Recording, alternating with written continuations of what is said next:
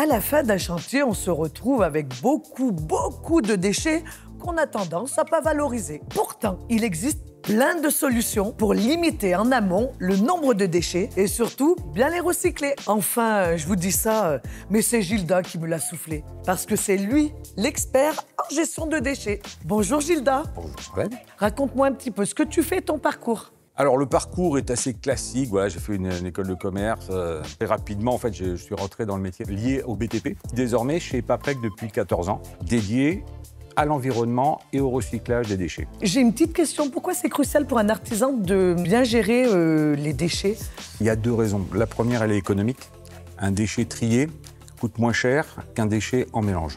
Et ça nous amène à la deuxième raison, qui est une raison écologique ou civique, qui est un déchet trié est plus facilement recyclable et donc il est meilleur pour l'environnement. Très bien. Et ça a un coût pour l'artisan?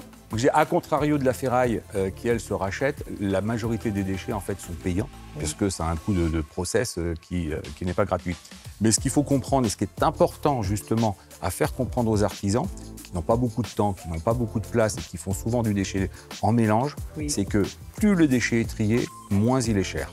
Alors, c'est vrai que les lois sur l'environnement évoluent très vite. Est-ce qu'il y a des nouvelles directives qui viennent de tomber sur la gestion des déchets, encore une fois? Il a été mis en place récemment une REP, responsabilité élargie du producteur pour les produits et matériaux de construction du bâtiment. La REP, c'est ni plus ni moins que la mise en place d'une gratuité du traitement des déchets pour les artisans et toutes les entreprises travaillant dans le BTP. Lorsque vous allez acheter des matériaux, vous payez une éco-participation qui est reversée à des éco-organismes en charge de mettre en place des filières de recyclage.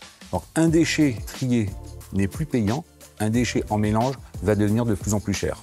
Est-ce que tu aurais des petits conseils à donner aux artisans pour valoriser ces déchets? Effectivement, en fait, la Fédération française du bâtiment a sorti une petite plateforme sur laquelle il suffit de rentrer son adresse, les types de déchets que l'on va produire et qui va vous donner à proximité le ou les entreprises qui sont adaptées à ça. Le deuxième conseil que je donnerai, c'est de faire appliquer la REP.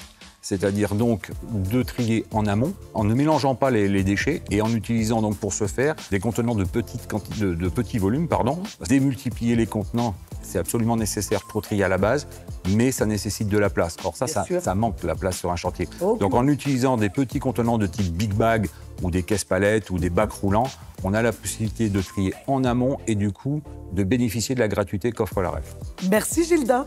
Merci Charlène. Merci de nous avoir éclairé un petit peu sur la gestion des déchets. Non, avec plaisir. Et puis je te souhaite une belle continuation. Merci beaucoup. Merci. Également.